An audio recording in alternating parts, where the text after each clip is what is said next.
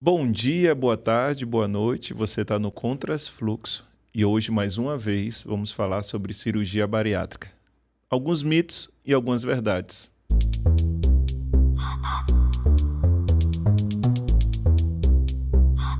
Doutor Adriano, seja bem-vindo aí mais uma vez ao Contras Fluxo. Para quem não te conhece, se apresente aí. É um prazer sempre estar falando aqui com vocês. Eu sou Adriano Rios, eu sou cirurgião bariátrico e faço isso há 22 anos. E estou aqui para a gente tentar deixar o mais claro possível que existem mitos e verdades sobre a cirurgia bariátrica que precisam ser derrubados. Primeiro mito que eu vou trazer aqui não é da cirurgia bariátrica não, viu? Com relação à minha pessoa. Certo? Eu emagreci mais de 100 quilos, sem precisar de cirurgia, sem remédio. E aí as pessoas acham que eu sou contra a bariátrica, né? Imagino, eu faço ideia de que você deve ser o exemplo típico de que não precisa de bariátrica, Isso. Fabiano, e você vai encontrar pontos, né, fora da curva sempre. E aí quando eu chego para essas pessoas e digo, não, eu entendo e acredito que a bariátrica é, de fato, um caminho eficaz para lutar contra a obesidade. Aí as pessoas meio que entram em pane, assim. Sim, mas por que você não fez? Essa é uma das perguntas. E ainda cabe, você não usou medicamento. Então, você seria contrário ao uso de medicamento? Acredito que não. Não. Porque existem medicações extremamente potentes, né, que facilitam a vida de quem padece dessa condição. Uma das coisas que as pessoas chegam bastante para mim, o medo de morrer, né? As pessoas chegam para mim e falam assim, eu tenho medo de morrer por conta da cirurgia bariátrica.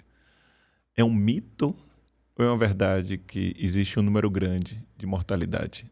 Interessantíssima essa pergunta. Nos anos 90, a cirurgia da obesidade passava por um certo descrédito, digamos assim, porque a mortalidade girava em torno de 1%. Cada 100 pessoas que faziam cirurgia bariátrica, um ia a óbito. E com o advento da cirurgia videolaparoscópica, né, que é uma modalidade menos invasiva de se fazer a cirurgia, e mais recentemente, anos 2000, o advento da cirurgia robótica, a mortalidade de cirurgia da obesidade oscila entre 0,16% e 0,3%. Como a gente tem que ter um benchmark, né, uma linha de comparação para todas as coisas, eu costumo dizer que uma cirurgia de vesícula pode complicar com óbito em 0,5% das vezes. Uau. Uma cirurgia de apêndice pode complicar com mortalidade 0,4% das vezes. Cirurgias plásticas grandes, como dermolipectomia, megalipoaspiração, pode complicar com mortalidade em torno de 1% das vezes. E cirurgia cardíaca, em geral, mortalidade de 2% das vezes. Então, cirurgia bariátrica efetivamente tem risco, não é risco zero. É um dos caminhos para tratamento da obesidade. Nem todo mundo está elegível. É um segundo mito que a gente pode abordar. E tem baixa mortalidade. É uma mortalidade, do ponto de vista científico, aceitável. As pessoas, quando me perguntam sobre isso, eu não sei falar tão bonito assim quanto o senhor e trazer esses números. E agora eu já tenho essa informação. Talvez que ninguém me perguntar, eu vou dizer, não, assista esse episódio aqui. Vai lá, sobre os percentuais. Mas nas questões hormonais, né? É verdade que quem faz cirurgia bariátrica, ele precisa fazer reposição para o resto da vida de hormônios?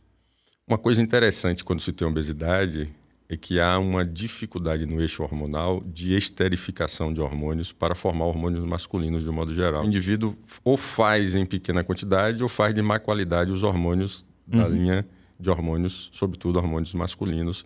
E as mulheres, por sua vez, têm dificuldade com os ovários, desenvolvendo em mais prevalência, digamos assim, uma síndrome de ovários policísticos. Sim. E os homens podem ter uma menor produção de espermatozoide, o que se chama de hipogonadismo ou diminuição da funcionalidade dos testículos. Sim. Então, isso na obesidade. Com a cirurgia, a gente vê reversão disso. Muito me surpreende mulheres que 3, 4 meses depois da cirurgia chegam ao consultório reclamando de vômito e você, com o olhar de cirurgião, se não for muito criterioso, você fica, meu Deus do céu, é alguma complicação da cirurgia, alguma intercorrência. E quando a gente faz o beta-HCG, essas mulheres já estão grávidas, coisas que elas tinham dificuldade de conceber antes da cirurgia da obesidade. Então, as mudanças hormonais costumam ser para bem, não costumam ser para o mal, no sentido de que as mulheres melhoram os índices de fertilidade, assim como os homens também melhoram do mau funcionamento das gônadas ou dos testículos, da parte hormonal masculina. Mas é comum de se manter essa reposição ou ele se reverte como você está trazendo? Não, tecnicamente falando, a reposição se torna desnecessária. Claro, tem algumas pessoas que desenvolvem má produção de testosterona por outros motivos depois da cirurgia, mas não tem uma relação direta com a cirurgia em si, não. Então, não, é um mito. Não há uma necessidade de constante reposição de hormônios depois da cirurgia da obesidade. Agora uma curiosidade, viu? Nem sei se isso é mito ou se é verdade. Por que a importância entre a cirurgia bariátrica e a retirada dos excessos de pele ter esses 2 anos? É isso? Pelo menos é o que eu tenho na minha cabeça aqui. Tem que ter 2 anos depois da cirurgia para fazer a retirada dos excessos de pele. A cirurgia costuma promover um emagrecimento máximo até o 2º ano. Ou seja, se depois de 2 anos você emagrecer, é por sua atitude enquanto mudança de estilo de vida. Então, a gente recomenda que se espere esses 2 anos iniciais, porque entre 1 ano e meio e 2 anos, pode ser que você emagreça mais. E se você fizer uma remoção de pele antes desse período, pode ser que ao emagrecer mais, você precise fazer uma segunda plástica. Mas então, fisiologicamente, poderia ser feito? Poderia, se você alcançar o peso mais... Digamos que você chegou no peso ideal em 1 ano. Você já pode fazer cirurgia plástica. E aí você vai ter que brigar para não emagrecer tanto mais. A medicina considera peso ideal IMC 25. Traduzindo isso em miúdos, um indivíduo com 1,70 m, peso ideal 71 quilos. Um indivíduo com 1,80 m, 82 quilos, mais ou menos. Então, quando se chega próximo a esse peso, independente do período do pós-operatório, já se pode imaginar que esse indivíduo está apto a fazer a cirurgia plástica, desde que todos os aspectos nutricionais, clínicos estejam favoráveis. Mas o emagrecimento pode acontecer Claro, você está com 82 quilos, você não vai ficar com 62 quilos, você não vai emagrecer mais 20 quilos após a cirurgia bariátrica. Então, teoricamente, esperar 1 ano e meio, 2 anos é por conta desse período de emagrecimento máximo que a cirurgia alcança. Mas tem gente que emagrece tudo que precisa emagrecer e chega no peso ideal IMC 25 antes de 1 ano e, de repente, ele pode fazer a cirurgia plástica. Não estaria impedido de fazer. Não é uma regra fixa, não. Entendi. Vamos para mais uma. É mito ou é verdade que quem faz cirurgia bariátrica vira alcoólatra depois? Alcoolismo pós-cirurgia bariátrica comete 7 a 8% dos pacientes pós-operatório. Primeiro, que a faixa etária que esses pacientes fazem a cirurgia é em torno dos 40 anos. É uma fase de alta socialização. Indivíduos que se sentem frustrados ou inibidos em virtude de um corpo com obesidade e que não frequentam rodas sociais, depois de uma cirurgia dessa que emagrece, na maioria das vezes ficam envaidecidos, a autoestima melhora, se socializam melhor, e isso é uma porta de entrada, obviamente, para o consumo não só de bebida alcoólica, mas como de outras drogas. E a troca de compulsão também. Se o indivíduo tem um transtorno alimentar, não é diagnosticado, não é tratado, esse transtorno pode se transformar num transtorno de dependência química, ou por álcool, ou por drogas ilícitas, de um modo geral. Isso é uma área de estudo onde eu agora estou começando a me aprofundar um pouco mais, que é de fato nesse momento. Muitas pessoas elas fazem troca de compulsões, né? A partir daquele momento que ele está extremamente restrito, porque a barriga dele não vai entrar ali grandes quantidades de alimento, ele acaba fazendo essa troca de compulsões. Muitas vezes não necessariamente para a bebida, né? Sim. Vai para outras áreas, que pode ser a pornografia, pode ser a compra, pode ser o esporte, inclusive, né? O esporte, a gente fala muito pouco sobre isso, né? E a importância de você manter um atendimento terapêutico aí constante, né? Aliás, uma verdade, tem um estudo que mostra que aumenta o consumo de bebida alcoólica em 7% da população operada em relação aos que fizeram tratamento clínico. E o número de divórcios entre os operados também é maior do que naqueles que continuaram sendo observados nesse estudo clínico. Desde 1991 eles são estudados. Os que operaram, comparados com os que fazem tratamento clínico, se divorciaram mais. E as explicações aí são meramente hipotéticas, né? Como é que você explica isso? Mas o fato é que é um estudo observacional prospectivo. De 1991 para cá, observou isso, aumento no consumo de bebida alcoólica em 7% da população operada. Nós já sabemos que o problema com a obesidade não necessariamente está no fisiológico, né? Tem uma série de outros problemas ali que acontecem ao nosso redor, seja a nossa relação interpessoal com o nosso cônjuge, seja com a nossa família, seja o trabalho, e aquilo ali vai desencadeando questões que nos jogam dentro da obesidade, né? Partindo desse princípio, é mito ou é verdade que a cirurgia bariátrica vai solucionar esses outros problemas que já existem, né? Não, aí é um mito. A cirurgia bariátrica, não, se fosse capaz de solucionar todos os problemas da esfera humana, eu estaria vendendo gato por lebre. Não tem como. Daí a multidisciplinaridade, né? Você se autoconhecer durante o processo pré-operatório e depois da cirurgia, por mais que você diga que está preparado, surgem desafios. O próprio desafio do excesso de pele, o próprio desafio de não poder, durante os 30 primeiros dias, ingerir sólidos e por aí vai. Então, o autoconhecimento é fundamental para não acreditar em mitos dessa natureza. É mitão aí, né? Eu chamei de mitão porque, de fato, as pessoas colocam na conta da bariátrica algumas outras contas que não são delas, né? Efetivamente não são. Os problemas de natureza interior não são passíveis de resolução com a cirurgia e nem tampouco irão piorar só por conta da cirurgia. Mas eu entendo que a cirurgia ela pode potencializar essa pessoa encontrar esses caminhos. Não a parte... Entenda onde eu quero chegar.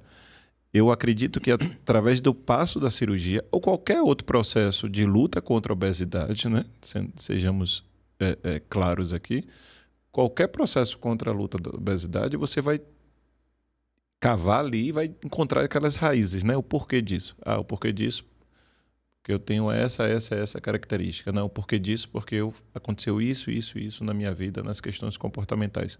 Quando você começa a entender mais sobre isso, fica mais fácil você resolver. Fazendo um trocadilho aqui, quando você tira o peso... Sim.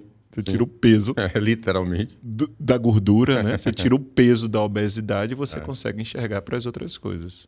Daí eu achar difícil ou presunçoso supor que sozinho o cirurgião resolve o problema de quem padece da obesidade.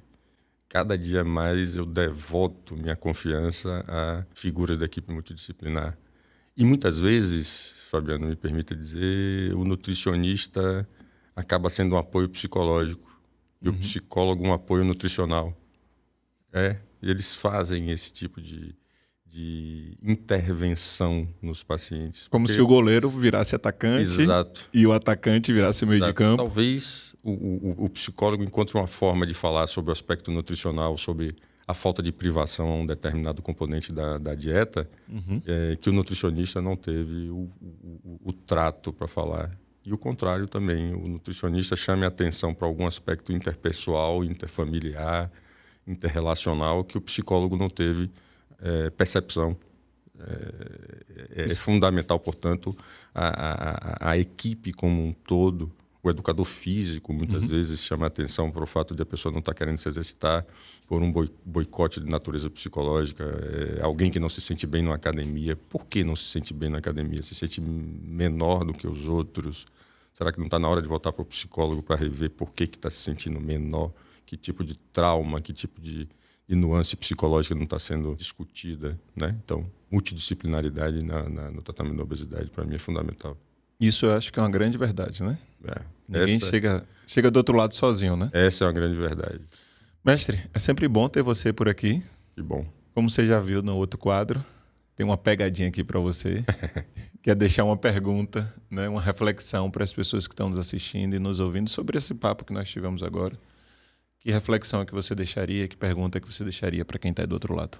Eu ouço muitas pessoas falarem sobre a dificuldade em reposição de vitaminas, queda de cabelo após a cirurgia da obesidade, mas a minha pergunta é: o que é repor vitaminas diante da necessidade crônica de uso de medicações para hipertensão, diabetes, CPAP para a apneia do sono, que é um dispositivo de fisioterapia, sendo que na cirurgia você pode se livrar dessas medicações em boa parte das vezes, não 100% das vezes, e essa troca, para mim, implica em menor sofrimento para o paciente. Repor vitaminas é algo muito mais simples do que usar de forma crônica e continuada medicações para diabetes e hipertensão. O que é que você acha disso? Responda aí nos comentários. Se você não sentir a vontade de responder nos comentários, pode responder no inbox. Eu ou alguém da equipe vai poder lhe dar também um feedback com relação a isso. E sua interação aqui nesse vídeo vai ser muito importante para que ele entregue para outras pessoas. Então eu vou pedir para você curtir mesmo, dar uma curtida aí, compartilhar para quem você acha que deve ouvir esse papo e se inscreva no canal que vai ser muito bacana para a gente. Doutor Adriano, obrigado mais uma vez, viu? Prazerzão. Você é sempre bem-vindo aqui no Contras Fluxo. Virei sempre que convidado. Obrigado.